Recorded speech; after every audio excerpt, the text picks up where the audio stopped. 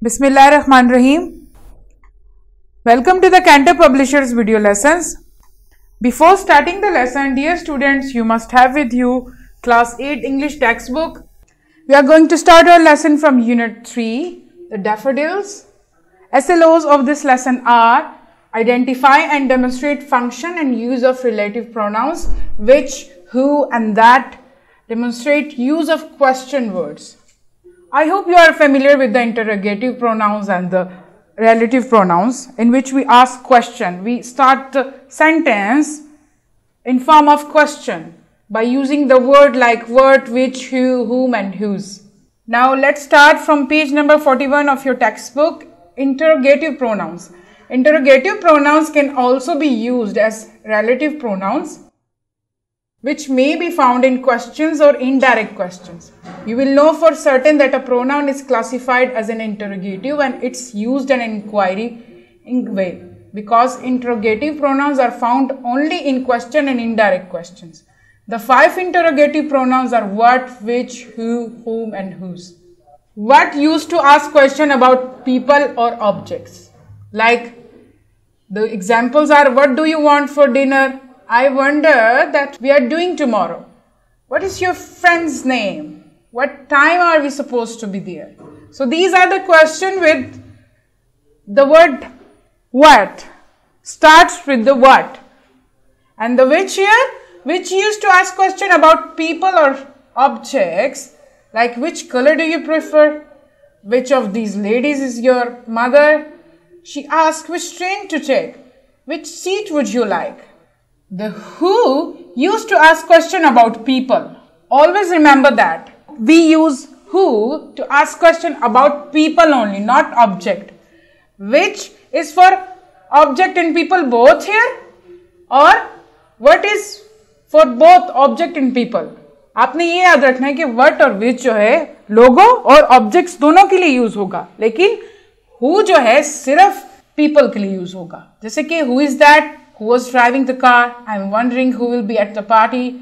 Who is going to take out the trash? And again whom. Whom भी क्या है? People के लिए यूज होगा जब हम किसी इंसान के बारे में इंक्वायरी करेंगे. This interrogative pronoun is rarely seen these days. Rarely बहुत कम सुनने में आता है. But when it shows up, it used to ask question about people here. Again, whom is used for people only when we ask about the people. Whom did you speak to? Whom do you prefer to vote for? You should ask whom to call. Whom do you live with? किससे या किसको, इस तरह के questions में हम use करेंगे.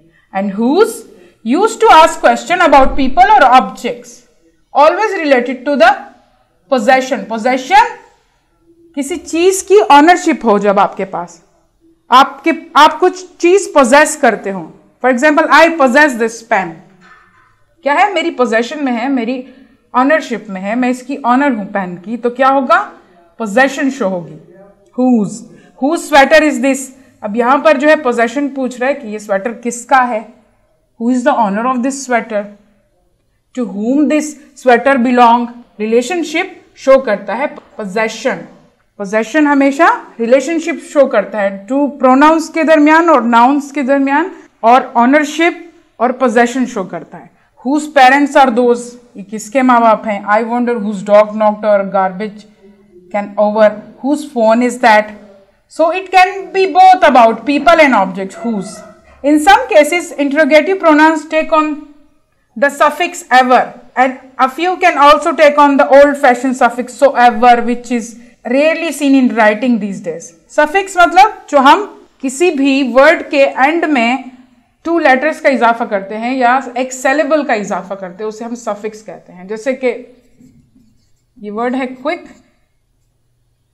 और ly होगा suffix, तो ये word बिल्कुल change हो जाएगा quickly. I hope कि आपने suffix और prefixes पढ़े हुए हैं. Example इसकी है जैसे whatever. अब word जो है आपका relative pronoun हो गया और ever आपका suffix हो गया. Whatsoever, whichever, whoever, whosoever, whomever. ये बहुत कम सुनने को मिलता है राइटिंग और रीडिंग दोनों में. तो इंट्रोगेटिव प्रोनाउन या रिलेटिव प्रोनाउन वो प्रोनाउन होते हैं जो क्वेश्चन फॉर्म में होते हैं. ऐसे सेंटेंसेस में यूज होता है जिसमें हम क्वेश्चन पूछते हैं। रिलेटिव प्रोनाउन कौन कौन से हैं आपके? What, which, who, whom and whose. What आपका लोगों और चीजों दोनों के लिए यूज होता है, विच आपका लोगों और चीजों दोनों के लिए, और हु सिर्फ लोगों के लिए यूज होता है, और हुम आपका सिर्फ लोगों के लिए, about people, and whose both for people and object. और आपके जो ये वाले हैं, ये बहुत कम सुनने को और देखने को मिलते हैं राइटिंग में, रीडिंग में, या सुनने से किसी को या किसी से सुनने में बहुत कम मिलते हैं। इसको हम सफिक्स भी कह सकते हैं। जैसे वर्ड आपका रिलेटिव प्रोनाउन हो गया और एवर आपका सफिक्स हो गया, एक और वर्ड हमने ऐड कर दिया तो इसका बिल्कुल मीनिंग चेंज हो जाता है। This is your homework from summer pack, page number 18. This is also your homework from Summer Pack, page number 19, and we also have an activity here. Find any book you like and read a few pages. Look for the relative pronouns in the sentences. After this, try to differentiate one relative pronoun from the other with examples of your own. कोई ऐसी book ढूंढे जो आपको पसंद हो, उसके कुछ pages पढ़ें, फिर उसमें से जो है look for the relative pronouns. Relative pronouns आपने ढूंढने हैं सेंटेंसेस में से। उसके बाद आपने क्या करना है? Try to differentiate one relative pronoun from the other with examples of your own. तो आपने क्या है, आपने पढ़कर बुक को कुछ रिलेटिव प्रोनाउन ले लिए और दूसरे रिलेटिव प्रोनाउन के साथ कंपेयर करना है और अपने सेंटेंसेस लिखने, एग्जांपल्स देनी है, हु का, विच का, दैट का। फिर पेज नंबर 20 पे आपकी ये वाले क्वेश्चंस भी, ये भी करने। और फिर एक्टिविटी है, arrange a tea party at your home and start a discussion on poverty, गुर्बत पे, by asking a few questions in the beginning. The elders in your family will respond to those questions. You will write both questions and answers below. आपने क्या करना है? एक T party arrange करनी है। ये एक्ट आप अपने फ्रेंड्स और कजन्स, फैमिली के अंदर किसी के साथ भी कर सकते हैं। आपने एक डिस्कशन स्टार्ट करनी है, किस पे? गुर्बत पे, पॉवर्टी पे।